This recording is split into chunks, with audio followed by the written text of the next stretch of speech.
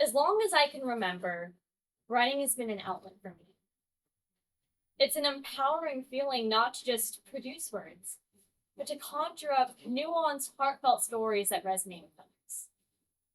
While I have practiced this discipline for years, my experiences have humbled me, teaching me that the journey of a writer is never complete.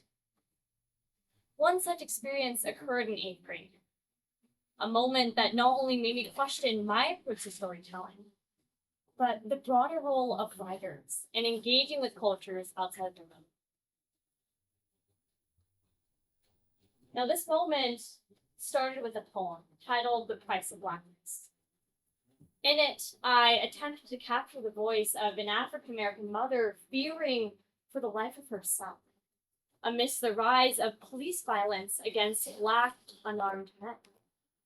My goal was to bring attention to these social injustices dominating the headlines and to create empathy for the daily fear that many African American parents experience. But my poem didn't land the way I intended. My ability to write from a perspective of culture that I didn't belong to was questioned. Who are you to write about this? Now, it was this moment that sparked a much larger debate in my mind, one that touches the heart of the creative world today. Should writers create characters or tell stories about cultures or races outside of them?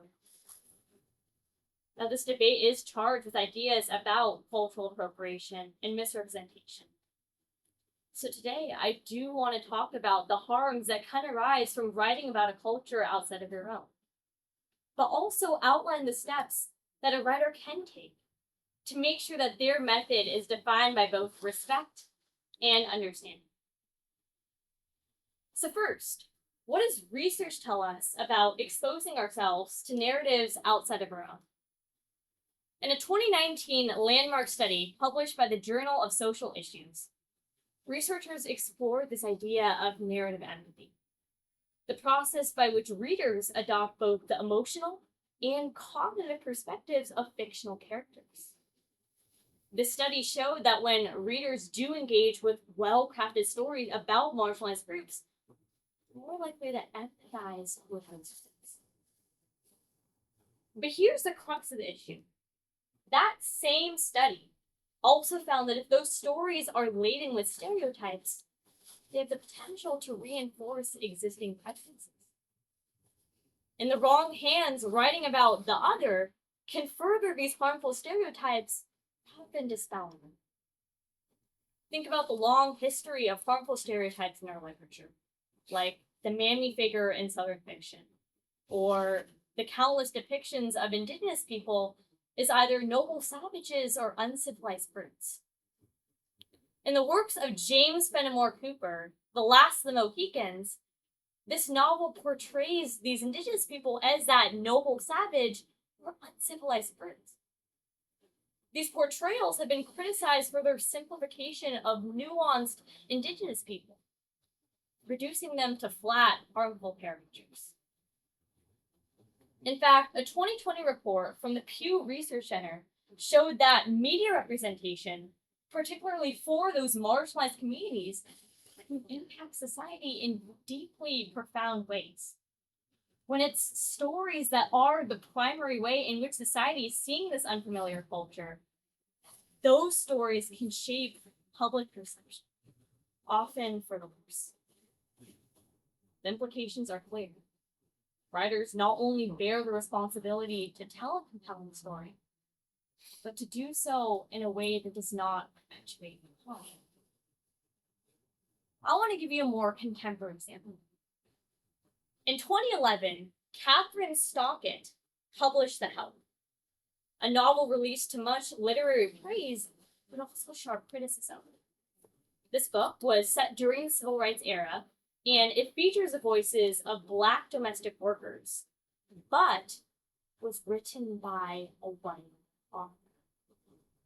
Many in the African American community felt that this book oversimplified their struggles and placed that white savior narrative towards the center. Even though this book was very widely known across a variety of audiences, authors like Zetta Elliott argue that the help is more about making white people feel good about themselves than really grappling with the systemic racism that continues to harm African American communities today. This again shows that stories told without the necessary care can do more harm than good.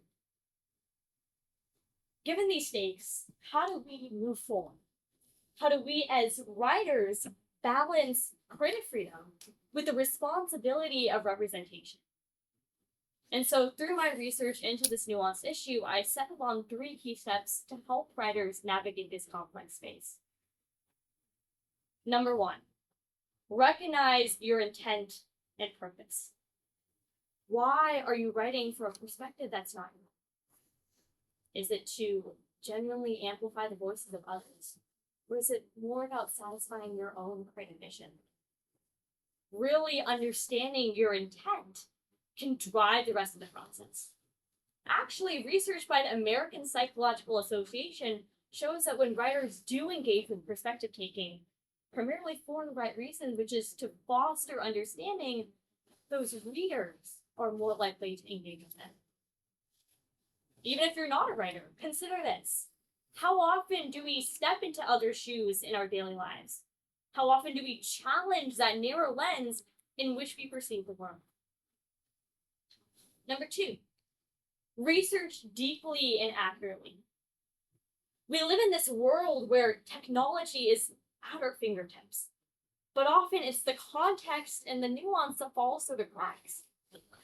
To write well about another culture, you must dig into its history, its joys, its struggles by looking at art or literature, current events, scholarly articles. Consider the recent controversies over AI-generated art and writing. So OpenAI tried to mirror African American vernacular English in their poems without considering its historical roots, raising concerns over exploitation versus education. And ultimately, when I looked at all of this, I realized that research isn't about getting all the right answers. It's really about honoring the humanity of the people that you're writing. And number 3, listen to and engage with that community. If you're writing about another group, you need to elevate those marginalized voices. Authenticity comes not just from the facts, but from really understanding the lived, visceral experience of others. One of my favorite books is Yellowface, a New York Times bestselling novel written by R.F. Kuang, and it talks about the consequences of failing to engage with the communities that you're writing about. So in this book, June Hayward is a struggling writer, and she steals the manuscript of a deceased Asian American author, passing it off as her own. This novel talks about how the consequences of really not engaging with those communities, and how in industries we force writers to prioritize profit over authenticity. And honestly, this concept applies to all artists in the field. How we are forced to, again, market our talents to that wider audience instead of prioritizing our real lived experiences. Novelist Chimamanda Ngozi Adichie talks about that danger of a single story, that listening to only one community or one individual leads to those dangerous generalizations. Over time, I learned that the most critical part of writing about a culture outside of your own is how easily your work could be perceived in conflicting ways. On one hand, you could be seen as shedding light to implications, but on the other, you could be seen as perpetuating stereotypes. Walking this tightrope requires the bravery to take risks, but also the wisdom to proceed with caution. I'll leave you with this. Stories have always been a powerful force for change.